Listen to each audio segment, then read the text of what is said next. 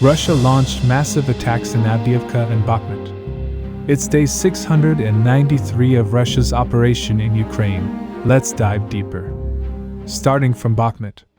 For the last week, after the initial success, intensity had somewhat decreased. Among many, one of the major reasons was bad weather. In the meantime, Ukrainian armed forces had time to strengthen their positions on this front. But recently Russian paratroopers once again went on offensive. Report says, Russian paratroopers launched a massive attack towards Suriyak, between Boyanivka and the cemetery. Mission objective was to capture this tree line, which will then help them in advancing in Boyanivka and the forest around the cemetery. In fact, Russian paratroopers from Moscow released a couple of videos of these attacks, in which we can see them attacking this tree line. However, the video ends before we can see the capture, so we will have to wait for confirmation. From the background noise of the video, it seemed like the attack was carried out on a broader front. Currently, their operational goal remains to reach Avdiivka, and also push Ukrainian forces along the canal towards Suriyak. Russian sources say many advances are to be expected in the coming days. However, this was not the only place where the Russians launched a massive attack. At Avdiivka, they recently launched a massive attack from the northern flank. Russian forces activated this entire flank. They were attacking from Maryinka to Novomykhailivka. In some places we saw mechanized assault, while at others we saw infantry attacks. In preparation of these attacks, heavy artillery and F-80 strikes were carried out on Ukrainian positions. At Maryinka, Russian forces were attacking from two directions. Their attack was carried out in a way that gave the impression that this was their main attack and they wanted to capture the dachas at the outskirts. However, that was not the case. To further add to the deception, aviation also carried out strikes by unguided missiles on Ukrainian positions during the attack. But the main attack came from Novomykhailivka.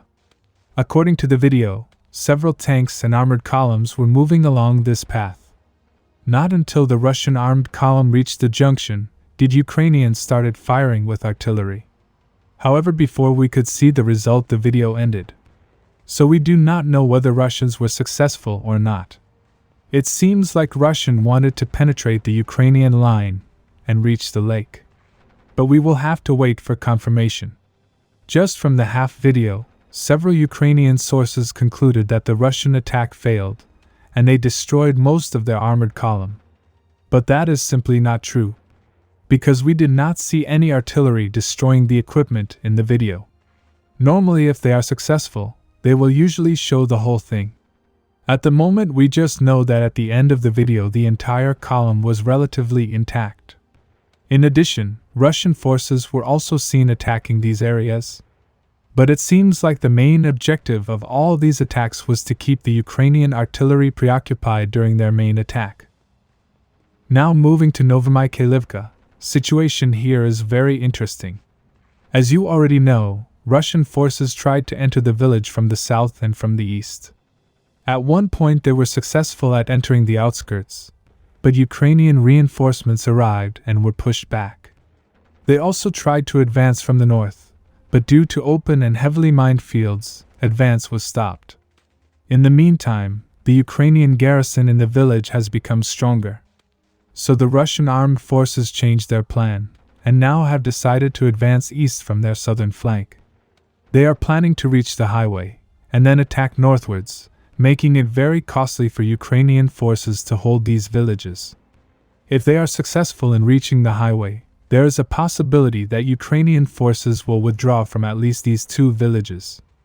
Couple of weeks ago, Russian forces were able to capture this tree line, and as a result took this area under their control. Recently, Ukrainian forces tried to counterattack from the village. They were attacking Russian positions at this tree line, but from the video we saw the attack failed. After which Russian forces started attacking the next tree line. Today it was reported that as a result, they were able to take this area under their control. These are not just open fields, but these have the potential of changing this entire front. Subscribe for more frontline updates. Let me know your thoughts in the comments down below.